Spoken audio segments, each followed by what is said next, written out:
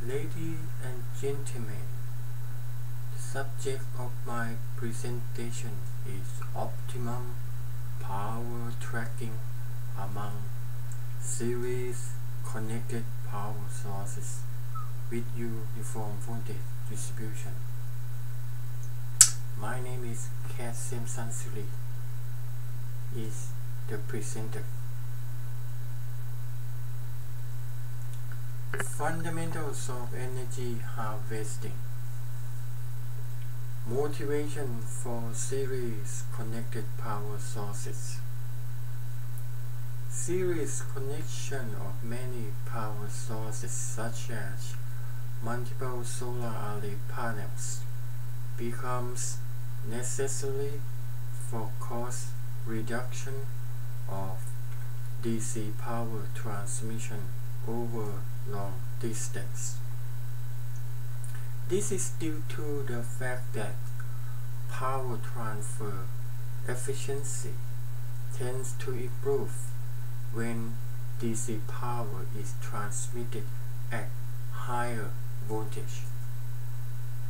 Higher system power rating is achievable at higher voltage without increasing copper mass in the transmission cable.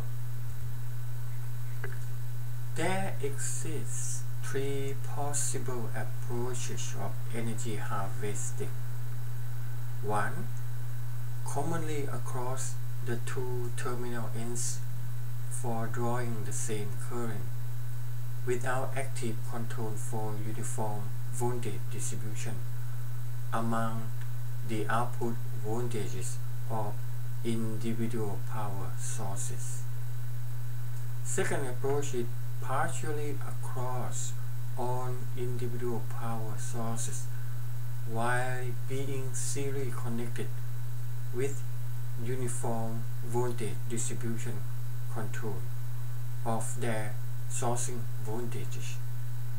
And the third approach is directly across individual power sources of which their peak power voltage are independently tracked and controlled using their own independent maximum power tracking controller or IMPT.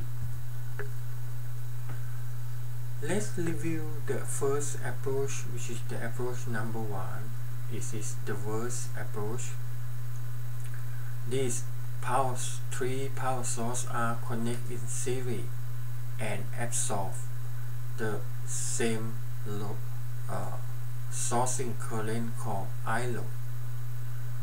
The load voltage is controlled by maximum voltage candidate VMP using a single MPT controller.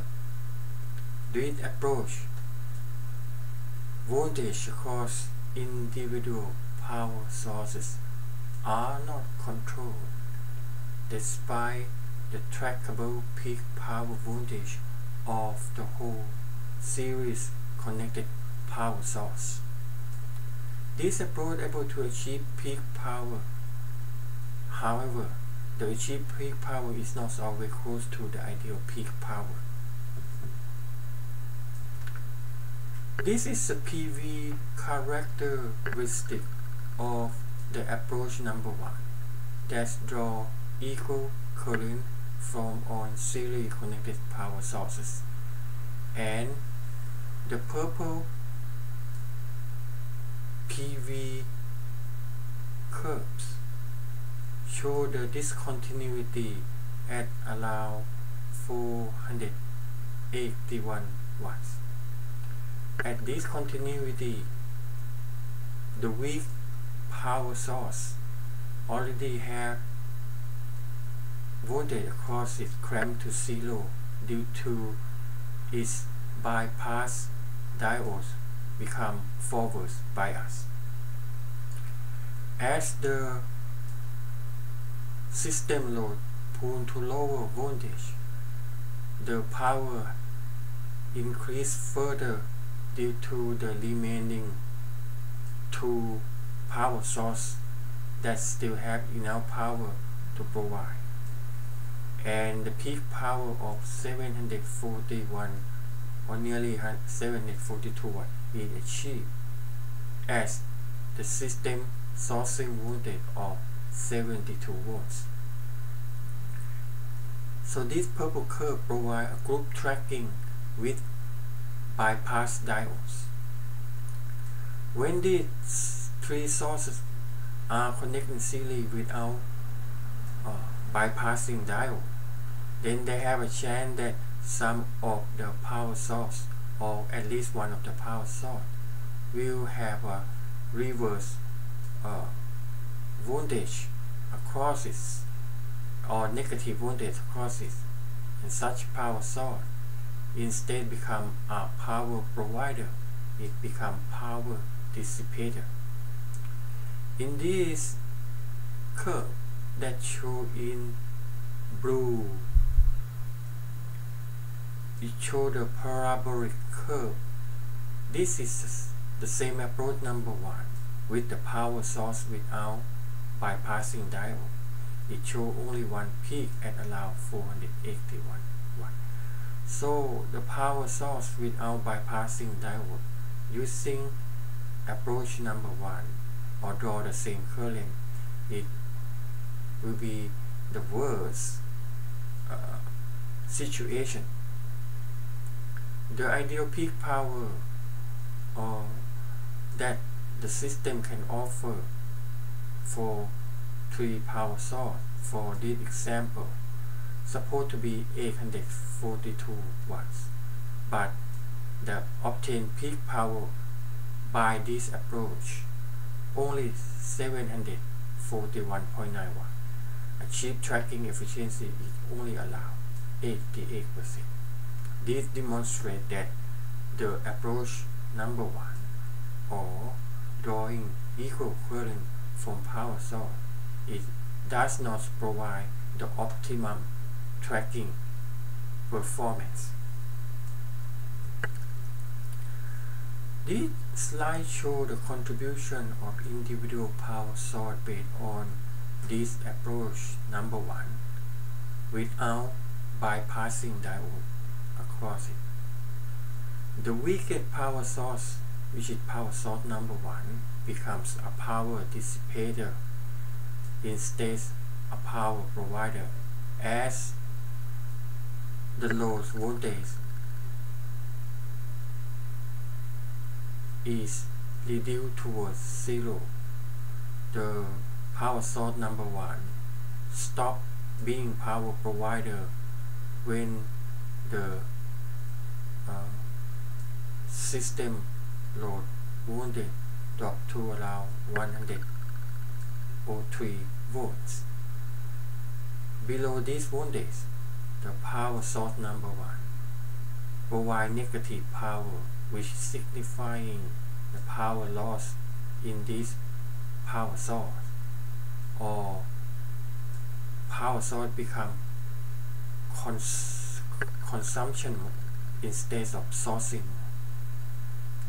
The other 2 remaining power source, which is power source number 2 and power source number 3, remain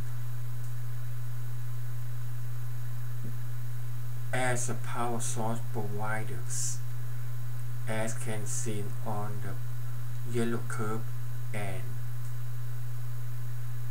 green or light blue curve, that at the same voltage of 0 power due to power source number 1, power source number 2 and power source number 3 still able to deliver positive power or become power provider at 282 watts and 336 watts respectively. As a result, the peak power that achieved is around 481 watts due to the summation of 2 power source number 2 and number 3 adding together, and the power source number 3 become a dragger in this particular example. Now we also include the case when these power sources have bypassing diode. With the bypassing diode, it held the power source, particularly the weakest power source number 1, dissipate less power across it because the diode voltage drop when it becomes bypassing mode is reasonably acceptable, and in this case the load voltage have to be sufficient, at least 303 volts, in order to make the power source number 1 become power provider instead of power dissipator, as when the load voltage drop below 103 volts DC. The curve in yellow and blue demonstrate the power delivered by the power source number 2 and the power source number 3. These two sources always become power providers. The discontinuity of parabolic curve occur at about 103 volts due to the fact that the power source number 1 possesses nonlinearity due to the conduction of the bypassing diode across power source number 1. As a result, the disadvantage of the approach number 1 is very obvious, that it delivers far from optimum power point, particularly when these sources are usually not identical.